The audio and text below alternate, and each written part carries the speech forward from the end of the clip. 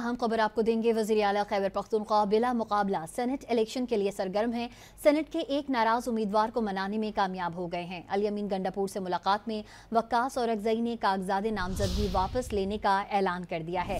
अहम खबर आपको दे रहे हैं। वज़ीर आला गंडापुर नाराज सेनेट उम्मीदवार को मनाने में कामयाब हो गए हैं। वक्कास और अगजई का वज़ीर आला से मुलाकात में कागजात नामजदगी वापस लेने का ऐलान उन्होंने ऐलान कर दिया है। वक्कास और अगजई के कागजात वापस लेने पर शुक्रगुजार हूं, ऐसा कहना है वज़ीर आला अली अमीन गंडापुर का। अहम खबर आपको दे रहे हैं। वज़ीर आला खैबर पख्तूनख्वा बिला मुकाबला सेनेट इलेक्शन के लिए सरगर्म है। मजीद जानते हैं नुमाइंदा डॉन न्यूज़ हकीम मोमन से। हकीम मोमन, मजीद बताइएगा, सेनेट के एक नाराज उम्मीदवार को मनाने में कामयाब हो गए अली अमीन गंडापुर।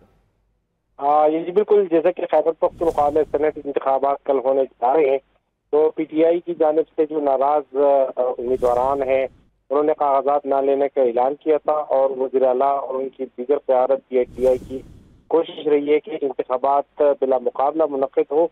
और इस सिलसिले में आज जो नाराज 5 अरकान है, उम्मीदवारान है तहरीक इंसाफ की सेनेट इंतखाबात में, तो उन्होंने एक वक्कास और अगजई जो कि बड़ा सरगर्म था, इस ग्रुप में 5 जो नाराज उम्मीदवारान थे, तो वज़ीर आला हाउस में आज उन्होंने मुलाकात की है और मुलाकात में बाकायदा तौर पर वज़ीर आला अली अमीन गंडापुर की मौजूदगी में कागजात नामजदगी वापस लेने का ऐलान कर दिया है। तो गोया वज़ीर आला इन नाराज उम्मीदवारों को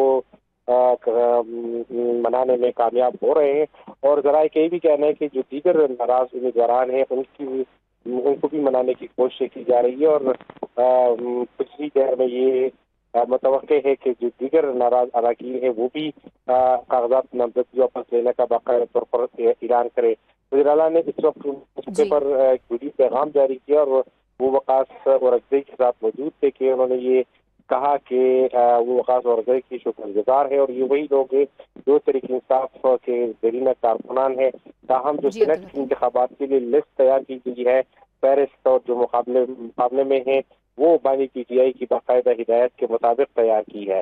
जी, अब्दुल हकीम अहमद अपडेट कर रहे थे, आपका शुक्रिया।